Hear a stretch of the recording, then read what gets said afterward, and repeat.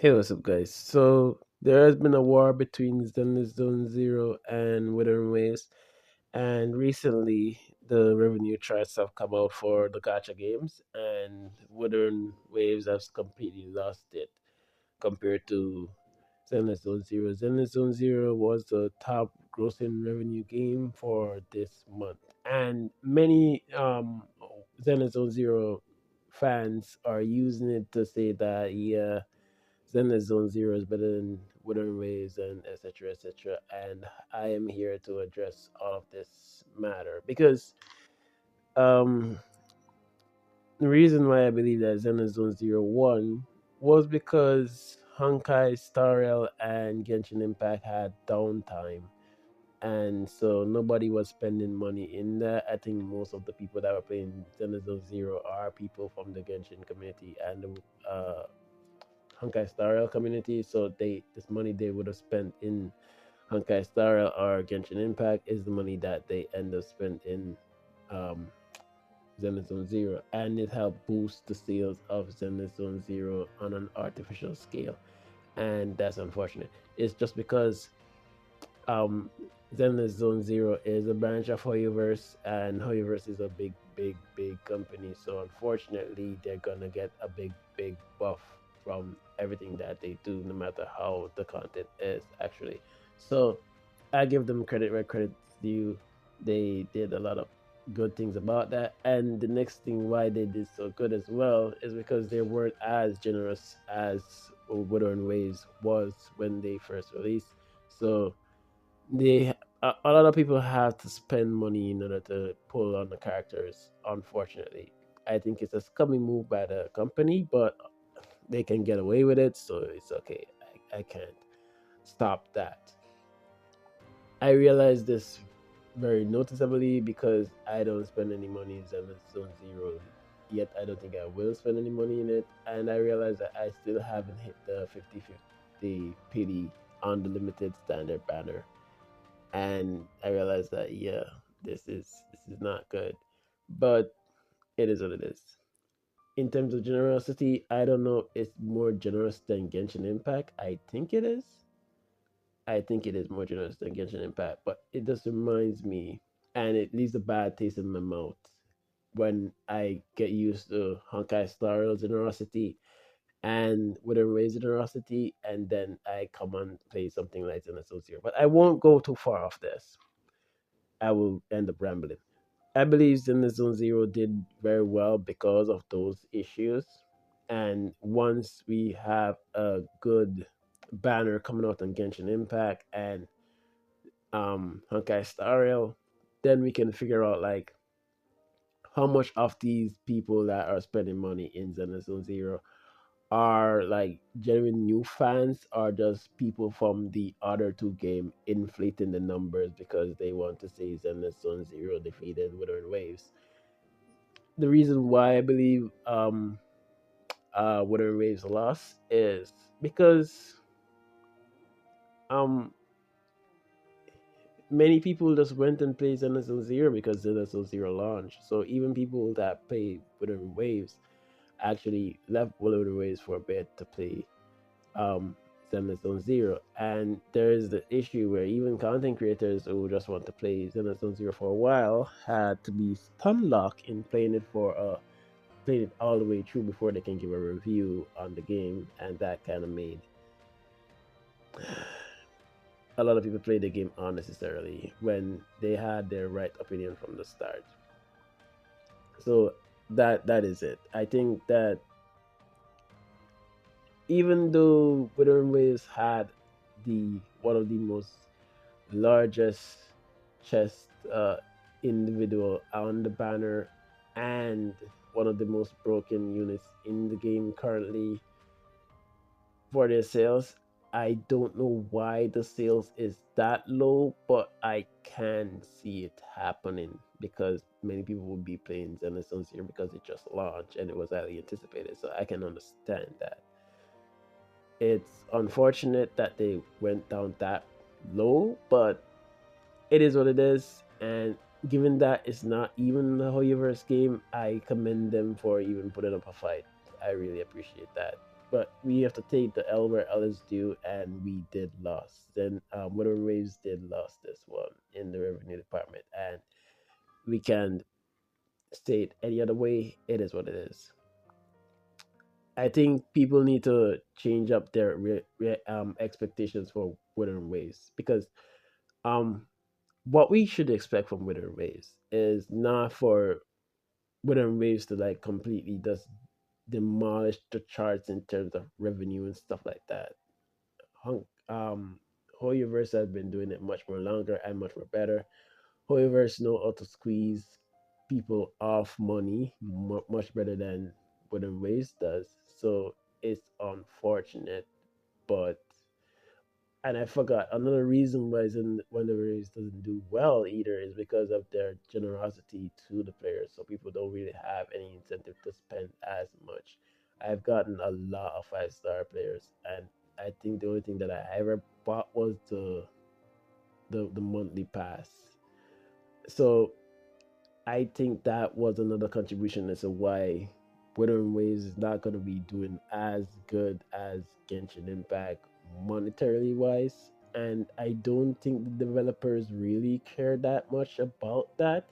They just want an experience. And it came back to what I was saying before. Well, the reason our expectations for Wuthering Waves should not be to compete with Hoyoverse titles on a monetary scale is for us to have a hardcore Genshin, and that at its core was Wuthering Waves.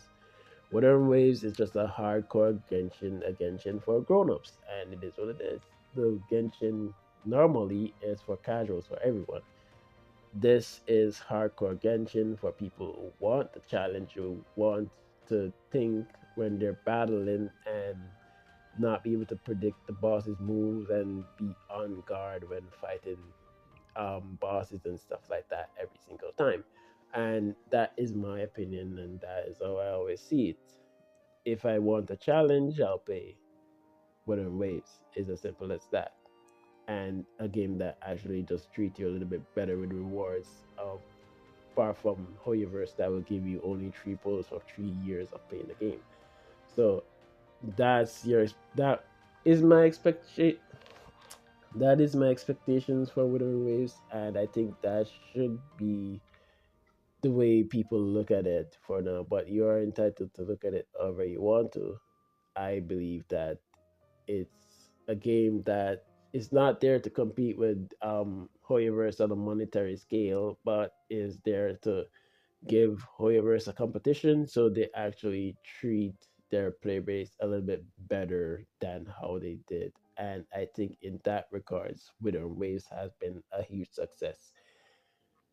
It will take a little while, but I think they'll get better and better as time go on with the story, with the gameplay, with everything else.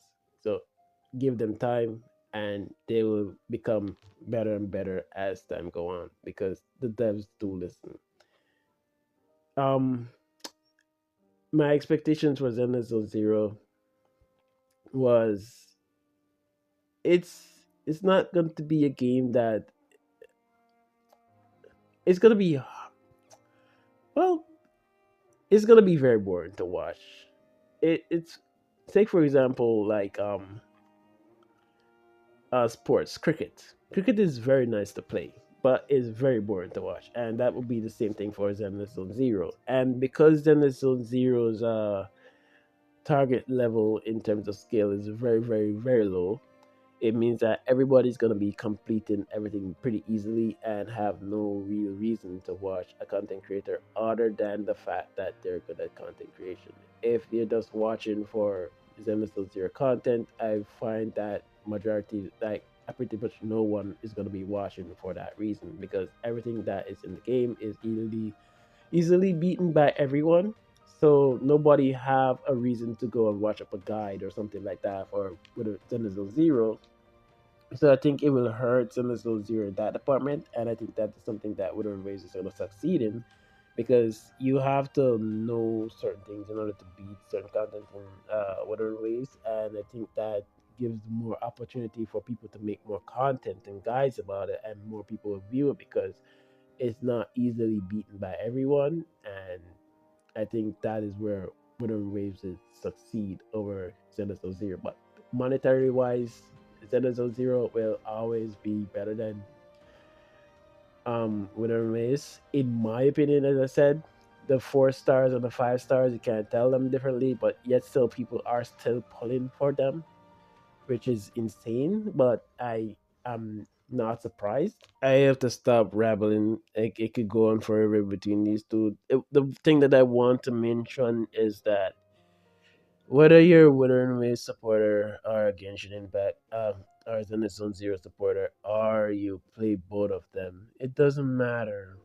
Both games are gonna be making money regardless, and whether a game succeeds or fails is not going to hinder or boost your experience in one game or another.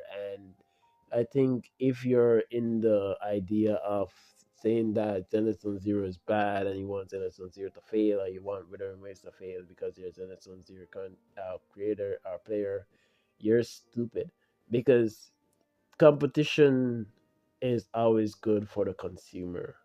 If there's a monopoly, and I'm kind of using big words here. If you have one person selling a product, and we are all the customers, we are all the consumers, and you have one person selling the product, that one person can price their item at any amount and can have the quality of that product as terrible as they want it, and everybody will have to buy it because there's no other option.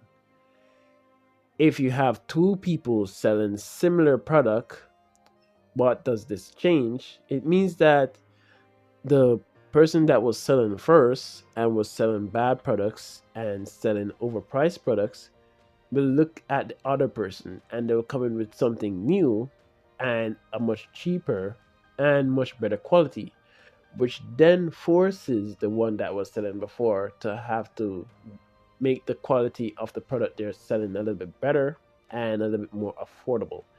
So the more people, the more companies, the more games we have competing with one another, the better it's going to be for the players because they're going to get more rewards out of it because the games are going to try to keep you in their ecosystem by giving you more rewards and giving you more content. That perfect example is when Winter Ways is about to come out and all the good things that happen in Genshin Impact because of it, and all the changes and quality of life changes that happen in Genshin Impact because of it. Competition is always a good thing. You always want this. You don't have to like Zenless on Zero if you're a Wuthering Waves player, and you don't have to like any other game if you're that player. But you should actually appreciate the fact that there's another game out there competing against your game because it means that you are going to benefit a little bit more from that. And I know it's not going to be for everyone because a Giga Whale is not going to see this and say, oh, okay, I'm getting 5, 10 more points. Like, I appreciate that. But I believe majority of the players are not giga whales. Majority of players are kids that don't really have access to money and spending money all that much as adults do and stuff like that. So these free rewards for the free to play players and people like that are gonna go a long way for them, and that is what I'm looking at right now. And I think that it's a good idea to have these competitions. With Everybody's versus Anderson Zero, let it go on. But thus don't be hostile to one another. And not because one game does this better than the other game means that this game is bad and my game is good. Each game has what they do special. All they need to do is focus on that and build their community around that. And I believe Withering Ways understand their community is hardcore content, combat focus. And that's why they have been focusing on that. And everything else they've been patching up to meet the standards of the casual players that are playing for the story and stuff like that. And Zenith Zero are for the casual players, and I think they pander towards that. and I don't think they should remove the casual aspect out of it. But at least I heard that they're listening and they're even making a little bit more harder content, which would be amazing because the combat feels good. It's just that it feels like it's made for toddlers, in my opinion, because I'm more used to more hardcore content, esports level content, and it is what it is. I'm not here to bash Zenless Zone Zero. I'm not here to bash Wuthering Waves. I play both of the games. I haven't completed all of the games of each of them either because I have a life, and when it comes down to relationships and work and stuff like that, it do eat up a lot of time. And unless you're a content creator, you have the time to breeze through these games one day and stuff like that. I don't have that time. I have to spend time with my family and stuff like that, and it really takes up a lot of time. Like the most I have for gaming, even as an hour or two, and sometimes I do have to be burst playing, either playing esports, PUBG, or like any of the gotcha games that I feel like I want to play on that day. What are your thoughts? I'm sorry that it gone on so long. I was just discussing um the war between Zenless Zone Zero and Wuthering Waves. I think it can keep going. The bantering, you can banter with people, but know that you're not gonna win every single argument if you're defending the game. If you're defending Wuthering Waves, you're gonna lose the story argument. You're gonna lose sales argument all the time. And if you're defending Zenless Zone Zero, you're gonna lose the hardcore argument. You're gonna lose the combat argument. So you're gonna lose the character design argument.